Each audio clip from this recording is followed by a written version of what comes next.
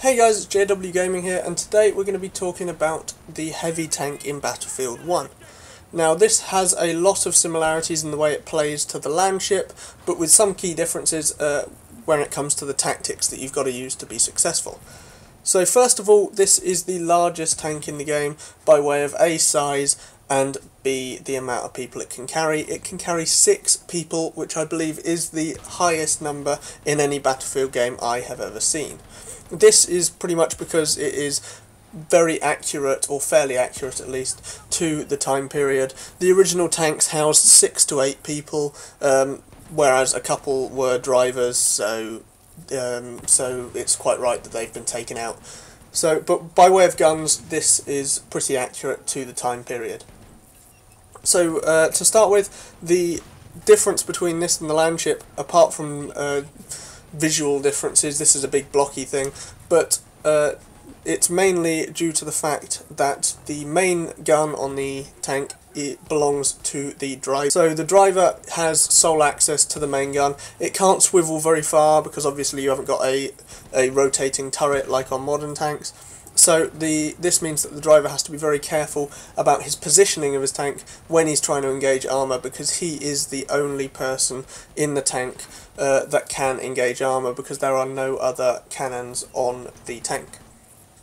It also means that, especially with the positioning of the tank, it's not very manoeuvrable because it's so big, but he or she will need to think about how they manoeuvre their tank before they start engaging someone, so because you've got 5 other gun emplacements that can engage infantry or light vehicles that need to be utilised.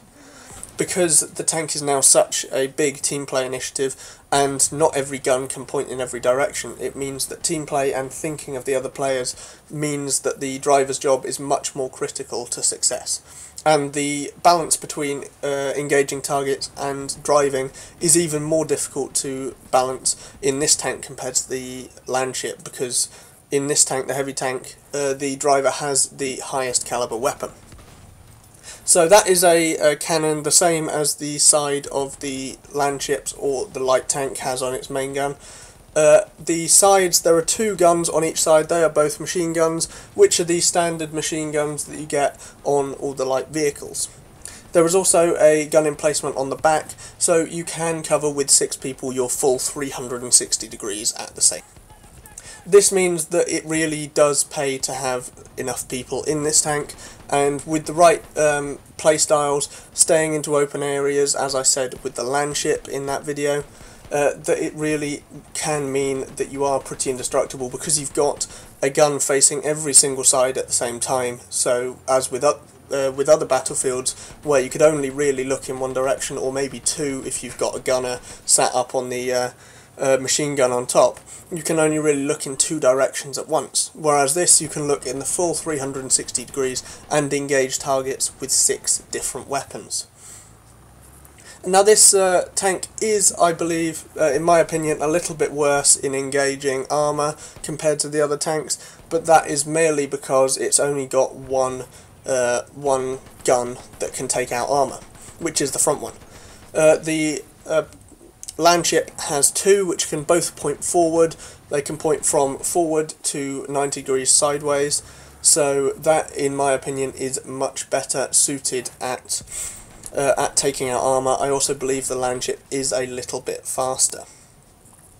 But the heavy tank is mainly a light infantry weapon because it's got those 5 machine guns, so it can be used very, very well.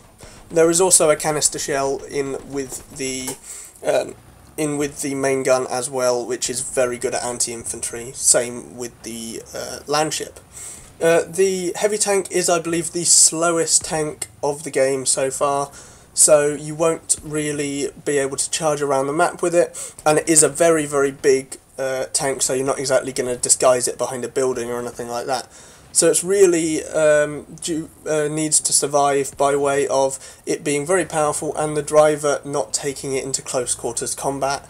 Like with the Landship, it's very vulnerable there because there are no defences, there's no active protection or anything like that you could get in previous games. Admittedly, it's a lot more difficult to sneak up on a tank with dynamite or what used to be C4, so you can't get taken out that way, but you can get taken out by anti-tank grenades very quickly.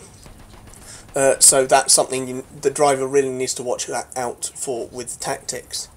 So this tank in summary is very much with the Landship in that it takes good tactics from the driver and good teamwork from all the other support gunners to have a lot of success, but it can be very, very effective if used properly.